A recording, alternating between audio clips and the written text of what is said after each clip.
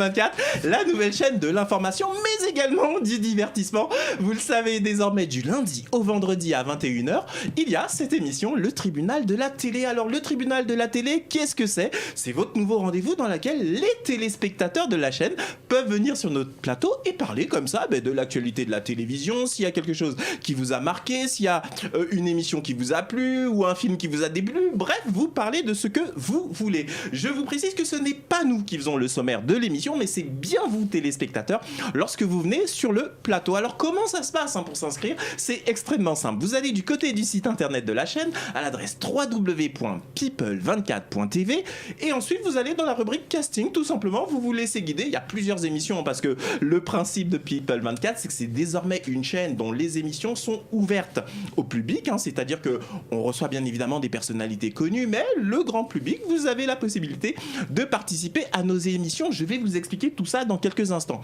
Immédiatement, sans trop de blabla, je vais vous présenter nos invités. Première de nos invités, à ma droite, il y a Christelle qui est là, qu'on applaudit bien fort. Bonjour Christelle, comment ça va ? Très bien, très bien. Alors Christelle, vous venez de quelle ville ? Alors moi je viens de l'Île-de-France, Malakoff. Malakoff précisément. Qu'est-ce que vous faites dans la vie Christelle ? Alors moi je suis maître nageur. Maître nageur ? Ah ben ça doit être un métier super passionnant. Vous avez essentiellement des enfants, des adultes, comment ça se passe ? Alors de 7 à 77 ans, des enfants, des adultes, des grands-pères, des grands-mères, des aquaphobes, du perfectionnement, de tout. Bon, en tous les cas, métier passionnant. D'ailleurs, on en parlera un petit peu tout à l'heure, mais on s'est rendu compte que dans certaines villes, il y a beaucoup d'enfants qui ne savent pas nager. Vous me direz ce que vous en pensez à ce propos. À la télévision, Christelle, qu'est-ce que vous regardez en règle générale ? Moi, j'aime beaucoup l'actualité, les faits divers aussi. J'aime beaucoup les faits divers, les crimes, l'intrigue, le dénouement, quand il y en a un. Moi, je suis passionnée par ça. Et puis, j'ai un avis très critique sur tout. Donc, je suis une râleuse. Eh bien, écoutez, vous êtes au bon endroit. C'est ici, dans le tribunal de la télé, que vous allez pouvoir vous exprimer. À côté de Christelle, il y a un personnage dont je vous parlerai tout à l'heure. En attendant, il y a Mehdi qui est là avec nous. Bonjour Mehdi, comment ça va ? Bonjour. Vous venez de quelle ville ? Je viens de Lyon. De Lyon. Alors Mehdi, qu'est-ce que vous faites dans la vie ? Dans la vie, je suis chargé d'assistance en assurance. D'accord. Ce qui consiste, en fait, on est sur une plateforme à envoyer des dépanneurs quand il y en a besoin, de rechercher un véhicule de remplacement et tout ça. Service aux clients. Très bien. Mehdi, pardon, qu'est-ce que vous aimez à la télévision ? Quelles sont les émissions que vous appréciez et celles que vous aimez le moins ? Alors, j'adore les émissions de télé-réalité. J'aime aussi les faits divers. Parmi les émissions de télé-réalité, il y a une émission en particulier que vous préférez ? Les anges de la télé-réalité. D'accord. Les anges, après je suis aussi basé sur les faits divers. La politique, beaucoup de politique chez moi et aussi beaucoup de... Donc c'est mon divertissement en fait. Écoutez, Mehdi, je suis diverti. On va parler de tout ça dans quelques instants. En tous les cas, on vous applaudit. Merci pour ces précisions. Face à Mehdi, il y a la charmante Sophie qui est là avec nous. Bonjour Sophie. Comment ça va ? Sophie, vous venez d'où ? De Chambéry. Chambéry. Oh pardon, j'ai mal entendu. Comment allez-vous ? Bien. Alors, qu'est-ce que vous faites dans la vie, Je suis Sophie ? à la recherche d'un travail en restauration. D'accord, écoutez, en tous les cas, on espère que, qui sait, par le biais de notre émission, si on recherche du boulot à Chambéry, il y a la charmante Sophie qui est là. Vous contactez la chaîne et on vous transmettra. Sophie, qu'est-ce que vous regardez à la télévision ? Quelles sont les émissions que vous aimez bien en règle générale ? Plus cette télé-réalité, genre Moundir, Success Story, il n'y a plus. Enfin, voilà. D'accord. Ça, c'est vraiment ce qui vous plaît, la télé-réalité. Et dans tous les personnages de télé-réalité comme ça, est-ce qu'il y a une personnalité que vous aimez tout particulièrement ? Oui, Amélie Nothomb. Ah, on parlera de ça. Pourtant, elle a un fort caractère. Juste à côté de Sophie, il y a la charmante Delphine qui est là, qu'on applaudit bien fort. Bonjour Delphine, comment ça va ? Ça va, merci. Delphine, vous venez de quelle ville ? Du Perreux-sur-Marne, dans le 94. D'accord. Qu'est-ce que vous faites dans la vie ? Je suis attachée de presse. Ah, très sympa. Attachée de presse précisément, est-ce que vous avez une spécialité ? Plutôt dans le tourisme. Dans le tourisme essentiellement ? Mais aujourd'hui, je suis plutôt dans le tourisme. D'accord. Écoutez, attachée de presse, la télévision. Voilà. Ma seconde question est extrêmement simple. Qu'est-ce que vous appréciez en règle générale dans les médias en général et à la télévision en particulier ? J'aime leur diversité, j'aime le fait qu'il y ait plusieurs voix, plusieurs façons de les interpréter. C'est vrai que la vie des médias est en pleine évolution et c'est un sujet vraiment intéressant. Eh bien écoutez, on va parler de tout ça dans quelques instants. Merci beaucoup Delphine. Juste à côté de Delphine, il y a Priscilla qu'on applaudit bien fort. Bonjour Priscilla, comment allez-vous ?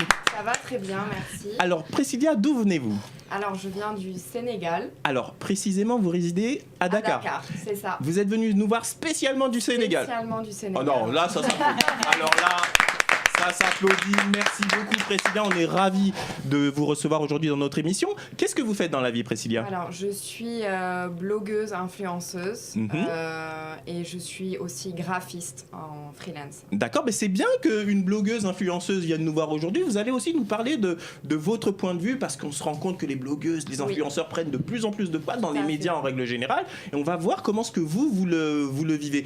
Vous démarrez ou vous le faites déjà depuis un certain temps ? Je démarre depuis quelques mois. Oui. D'accord, votre communauté commence à... Petit à petit, oui, ça commence à... Bon, ben écoutez, on espère que l'émission va vous donner un petit coup de main et on va afficher très clairement l'adresse de votre... D'ailleurs, donnez-nous l'adresse sur Instagram. Oui, On peut vous suivre à quelle adresse ? Christine Cirilli. Très bien, ben ne vous inquiétez pas, ça vient de s'afficher, vous voyez, tac, c'est la magie de la télé, au bas de l'écran. Ben écoutez, on va commencer immédiatement l'émission, on va regarder le sommaire et vous allez voir qu'aujourd'hui, on va parler, mais alors, de beaucoup de choses. C'est parti.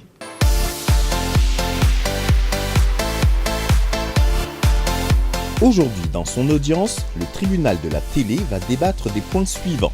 Les castings de télé-réalité sont-ils faussés d'avance ? Mejdi, candidat au casting de télé-réalité, nous donnera son point de vue dans l'émission.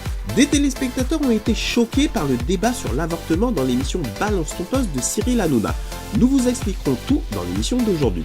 Le chanteur Michael Bublé annonce officiellement l'arrêt de sa carrière musicale en raison du cancer de son fils de 5 ans. Nous vous expliquons tout dans l'émission. Le mariage de Jessica et Thibaut des Marseillais devait être secret. Et manque de bol, la mèche a été vendue. Sophie, notre téléspectatrice, nous en parle dans un instant. Vincent Rosselli nous parle d'Halloween déguisant en personnage bien étrange. Vous allez tout savoir dans notre émission d'aujourd'hui. Les escape games, une nouvelle manière de s'amuser. On vous en parle aujourd'hui dans le tribunal de la télé. Et en fin d'émission, vous découvrirez le nouveau classement du hit de la télé-réalité.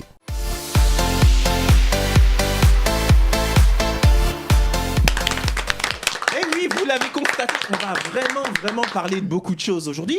Et vous l'avez remarqué, il y a une personne que je ne vous ai pas présentée. Pourquoi ? Parce qu'il y a un être absolument étrange qui est là. C'est mon acolyte Vincent Rosselli. Oh purée, mais merde. Mais Vincent, vous faites peur aujourd'hui, qu'est-ce qui vous arrive ? C'est pas Vincent aujourd'hui. C'est Halloween, ok, ça arrive. Mettez-moi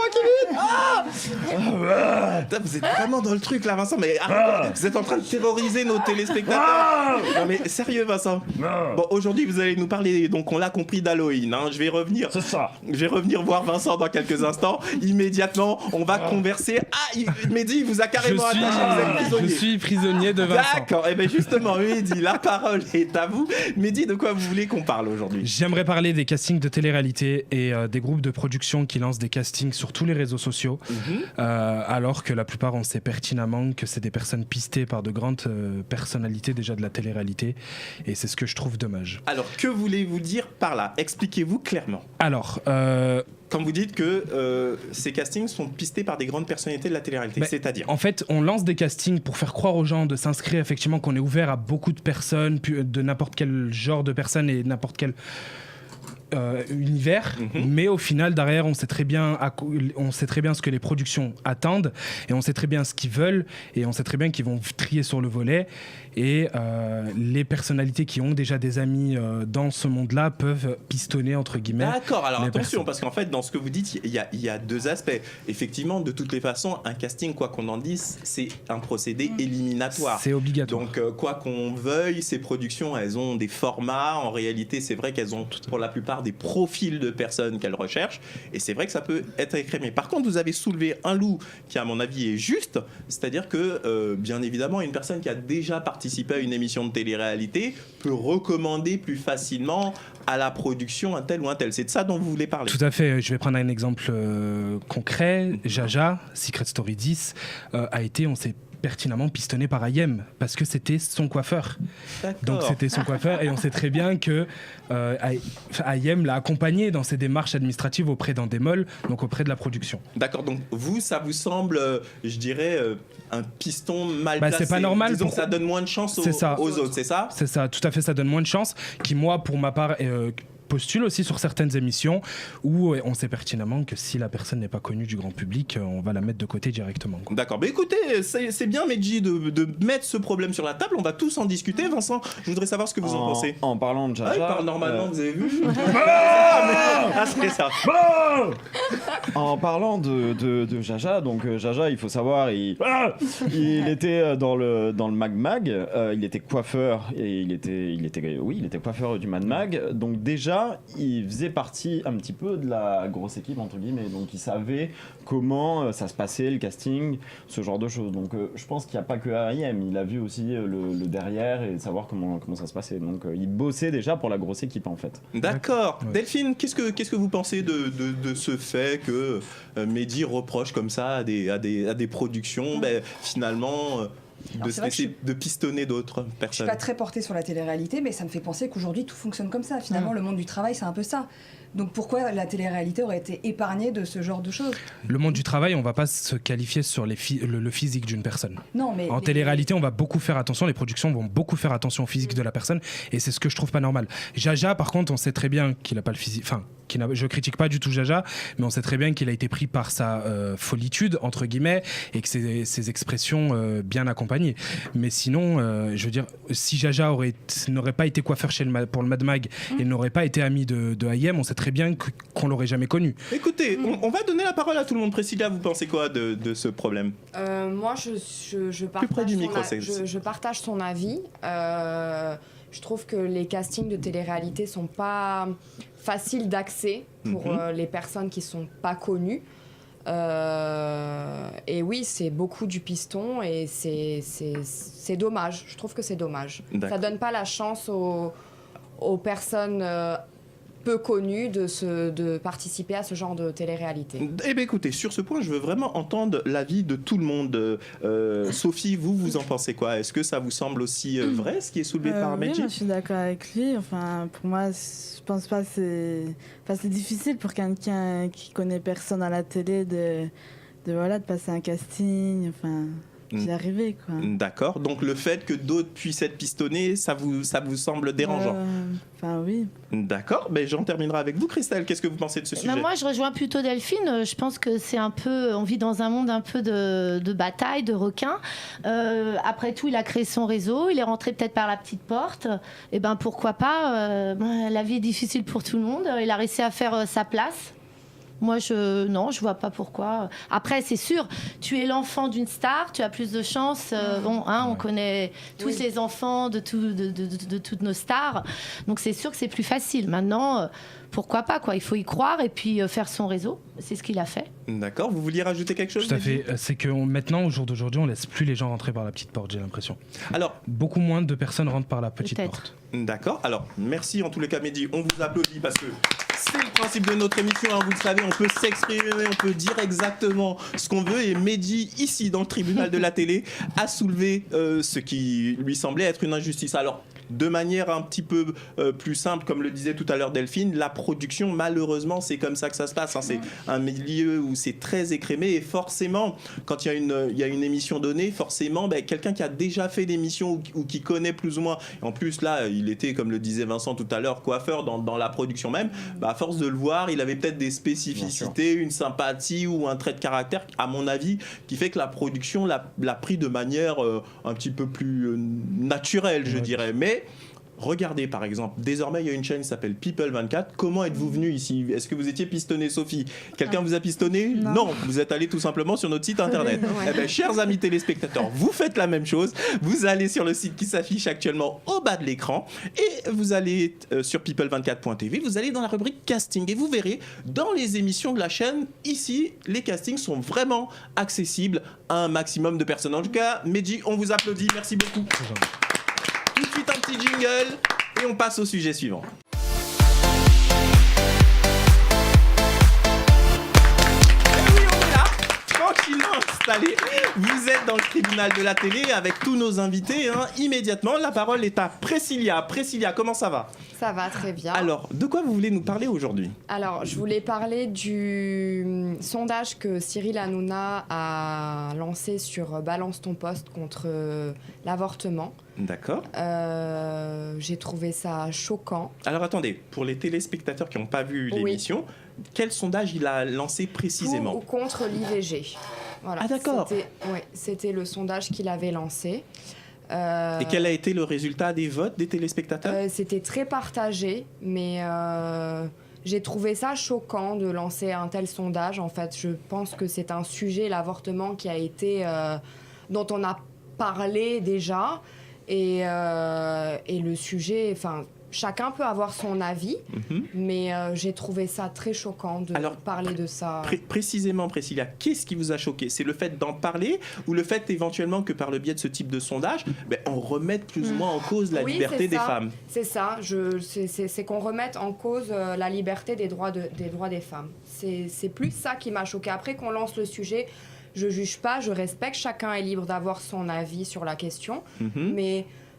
les droits des femmes, je trouve qu'on n'a pas à les remettre en cause. D'accord, écoutez, en tous les cas, on vous applaudit, Priscilla, de mettre ce sujet sur la table. Vous le savez, dans le tribunal de la télé, on parle de tout, de tout ce qui passe à la télévision, de l'actualité. S'il y a des sujets qui vous interpellent, n'hésitez pas à réagir. Christelle, vous pensez quoi justement de ce sondage et du fait que Priscilla était choquée qu'on mette ce type de débat en place ? Alors justement, Priscilla, je voulais te demander quel était le résultat du sondage justement. C'était très partagé. D'accord. Les pourcentages c'était mitigé. Moi, quand j'entends ça, je pense au combat de Simone Veil. Moi, j'en parle à mes filles, j'en parle aux jeunes générations, parce que j'ai déjà 49 ans. Moi, je trouve scandaleux qu'on puisse même faire un sondage, parce qu'en effet, ça met le doute dans la liberté des femmes. Notre corps nous appartient. Il y a des femmes qui ne veulent pas un enfant, c'est leur choix, ou qui ont subi un viol. Moi, je trouve ça vraiment scandaleux, quoi. Ça me donne des frissons. D'accord. Vincent, vous voulez dire quelque chose sur ce sujet ? Oui, je suis d'accord avec toi. En fait, je trouve ça totalement scandaleux qu'on reparle de ça encore et encore, alors qu'à un moment donné, on avait dit stop. Je comprends ceux qui sont contre l'avortement, tout à fait. Mais là où je suis encore plus choqué, c'est que des personnes comme le pape, par exemple, disent des bêtises encore sur l'avortement. Comme quoi, quand on avorte, c'est comme si on faisait un banditisme. C'est choquant de dire des choses comme ça. Je veux dire, on a encore une fois l'impression de retourner en arrière. Enfin, je veux dire... C'est bon, on en a parlé 10 000 fois, on arrête d'en parler, la liberté des femmes, ça suffit. Et une personnalité comme le pape qui en parle comme ça, moi ça m'a choqué parce que, ok, ceux qui sont contre l'avortement, je les respecte. Maintenant, il faut savoir que quand même, quand on n'avorte pas, par exemple comme des endroits comme l'Afrique où de temps en temps il y a de la famine, malheureusement où il n'y a pas de protection, où il n'y a pas ce genre de choses, malheureusement ça contribue à la famine. Donc faut faire attention, faut... à ce qu'on dit, je trouve. C'est un petit peu dépassé pour moi, en fait. Alors, on a l'impression de retourner en arrière. Sur ce sujet, je voudrais vraiment entendre tout le monde. Christelle, vous voulez rajouter quelque chose ? Ensuite, je voudrais entendre Sophie. Pour rebondir sur ce que tu dis, le pape qui s'occupe déjà de ces pédophiles dans son église, et puis après, il abordera peut-être ce sujet qu'il ne connaît peut-être pas. Je ne pense pas que c'est un homme qui connaît bien les femmes. Franchement. Alors, une chose est sûre, c'est que dans le tribunal de la télé, vous l'entendez, chacun peut dire ce qu'il pense et de la manière dont il pense. Il n'y a pas de censure, mais on n'est pas obligé, bien sûr, de partager les avis de chacun, parce que très clairement, le pape, sur ce point, a eu cet avis-là, dont chacun peut... Mais sur d'autres, il a aussi des avis qui sont... Donc, soyons tous mesurés, mais vous avez le droit de dire ce que vous pensez.